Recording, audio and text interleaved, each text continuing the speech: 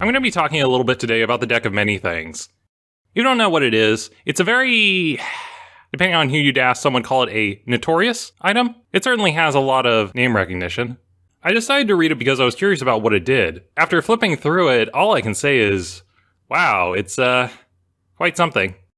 In case you don't know, I'll give you a brief summary. What I was told is that the idea is the deck of many things is a deck of about, at most, 22 cards, sometimes less than that. When you draw a card, it's like the reverse of a tarot deck. Instead of predicting the future, it makes the future happen, depending on what you draw.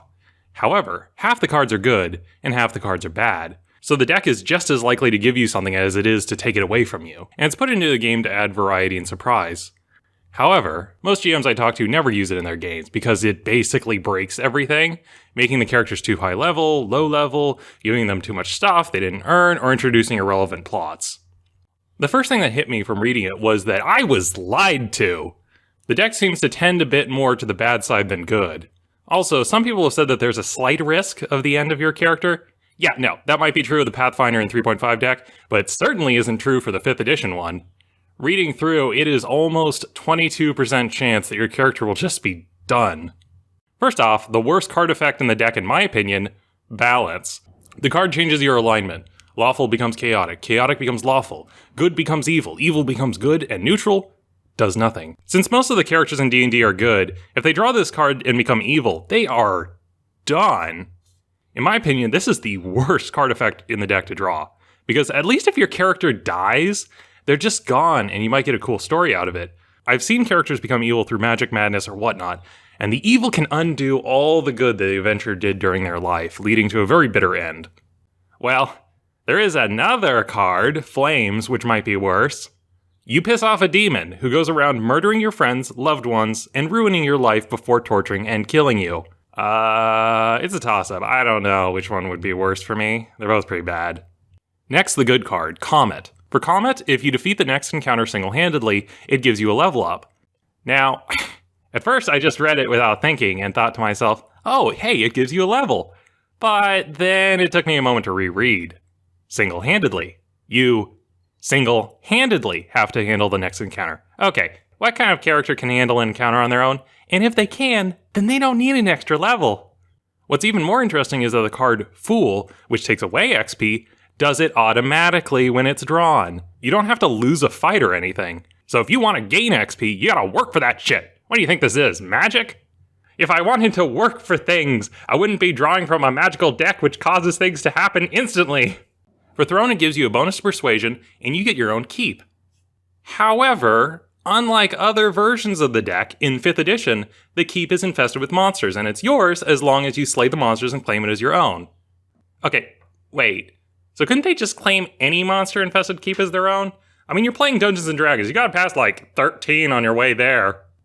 Then, I want to talk a little bit about the card, the Skull. It summons an Avatar of Death to fight you. You must take on this Avatar of Death alone. Now, one of the interesting things that struck me about this is I read through the Avatar of Death stat block, and he's actually kind of takeable. It starts with half of the hit points of the one who summoned it, has true sight, so you can't escape from it, is immune to most conditions, necrotic, poison, and turn undead. It does 1d8 plus 3 slashing plus 1d8 necrotic, so about 11 damage per round, which is an automatic hit, so it doesn't need to roll. The only thing which is scary is that the Avatar of Death has an armor class of 20, so it's tough to hit. You know, I don't know who'd win in a straight-up fight. I think a fighter would have a much better chance than a wizard. My wizard has 15 hit points, so the Avatar would have 8.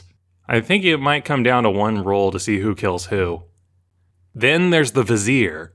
The Vizier, which lets you ask the GM a question, and he has to answer it.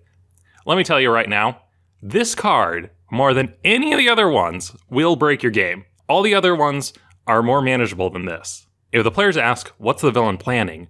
Or, where does the evil lich keep his phylactery? Those plot lines are over.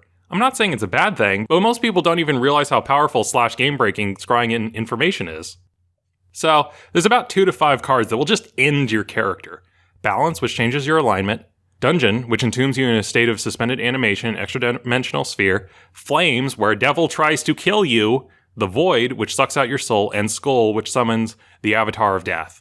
2 of them are guaranteed instant game overs. The other 3 are more questionable, depending on your stats, alignment, and how vindictive the GM is. As it is, I would never run this in one of my games. I don't care about wrecking my story, I just care about wrecking the player's story. If they had this paladin, drew balance, and suddenly became evil and started killing people, it would be interesting, but more in a schadenfreude way. Listing off some of the other good things that you can get in the deck are the Service of a Knight, Change Your Past, Get Gems, Get a Magic Item, and lastly, Wishes.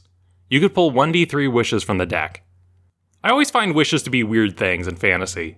The reason being that in most mythology, wishes actually do terrible, horrible things to the people that find them, and most people end up back at the start with an understanding of why they never wanted those in the first place. So I don't know why they're given here supposedly as good things. Maybe I'm thinking about this all wrong, because then again, D&D probably shouldn't follow actual mythology too closely. After all, the entire concept of the Knight's quest for the Holy Grail is that the young adventurer never actually succeeds. He never becomes immortal. A quest is about discovering the power inside of yourself. He's technically supposed to discover that he doesn't need bitchin' magic swag, because he has bitchin' magic swag in his heart.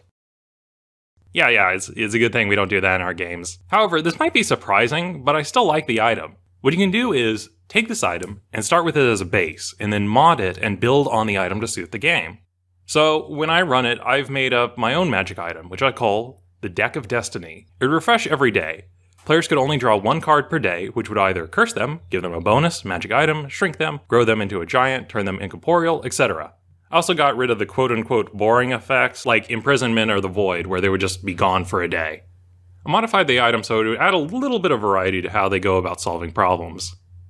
Another way you could mod the deck is to keep Rogue and Flames, and instead make the deck introduce more plot elements into the game. Like, you become embroiled in a political conflict, or someone falls madly in love with you. Or, you could have the cards in the deck create new encounters, like summoning a monster. If they kill the monster, you get some kind of a bonus. Or you could make the deck have nothing but minor benefits, and have the players draw as an endgame bonus. Ultimately, if you have the deck of many things, you want the players to draw. If they don't draw, then it just doesn't add anything to the game. Some would like playing the deck just straight. I mean, what are the odds that I'm going to get the Void and get...